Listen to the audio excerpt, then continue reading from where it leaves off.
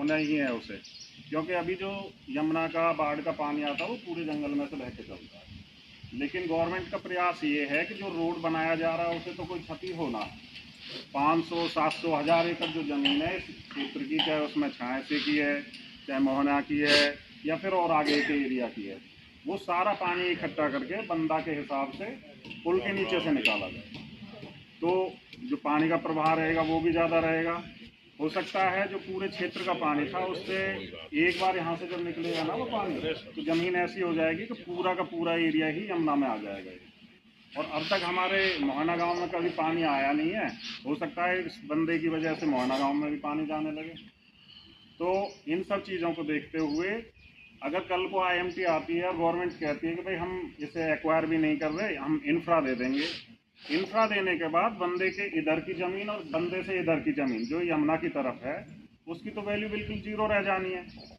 और मेरा सभी किसानों से ये आग्रह है कि भाई एक एक दो दो, और ये मत सोचो कि भाई भैया सतवीर जा रहे हैं, DK शर्मा जी जा रहे हैं, भाई साहब राजेश भाटी जी जा रहे हैं, वो पैरवी करेंगे। भाई सब अपनी अपनी एप्लीकेशन बनाओ, परफॉर्मा उसका बन जाएगा, उस पर साइन करके आगे दो, कम से कम आपत्ति तो जताओ वहाँ पे कि भाई कल को अगर बंदा बनेगा और हमारा ये जो मौलिक अधिकार है ज़मीन हमसे पूछ के ली जाए। हमसे तो एक सिंगल क्वेश्चन भी नहीं किया जा रहा कि इसके बीच में जो आपकी ज़मीन है आप मंजूर करते हो इसे नहीं करते हो बंदा को।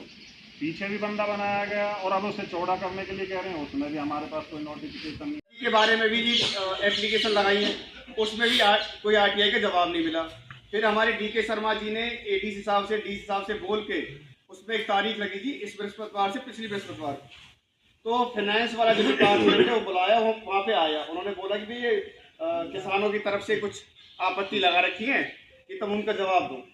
तो उसमें हमने 5-6 सवाल पूछ रखे थे जी। एक तो ये था कि ये बताओ ये जो किसानों की ज़मीन में से यमुना नदी कब से बह रही है, कितने रकबे में से बह रही है। अगर किसान की ज़मीन में से यमुना नदी बह रही है तो खनन सरकार क्यों करती है, अगर सरकार खनन क्यों करती है तो बताओ कितने पैसे का खनन हो गया अब तक, और जो पैसा मिला सरकार को उसमें से कितना किसानों को दिया।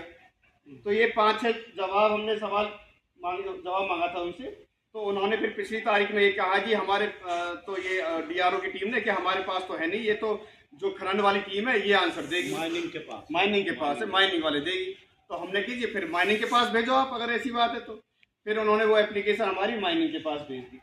तो वो हो सकता है कि इस सप्ताह में किसी दिन तारीख लगे, फिर देखते हैं क्या जवाब आता है। तो ये कि थोड़ी बहुत हम कोशिश करते रहिए, क्या पता कामयाबी मिली जाए। तो ये 2-3 है जो मुद्दे जो हमारी नज़र में है, बाकी जो और भाइयों के नज़र में है वो अपना अपना इसमें विचार रखें। कोई और भी चीज़ है जो सामूहिक है वो भी रखें, क्या समाधान हो सकता है उस पर जरूर चर्चा करें। राम राम जी।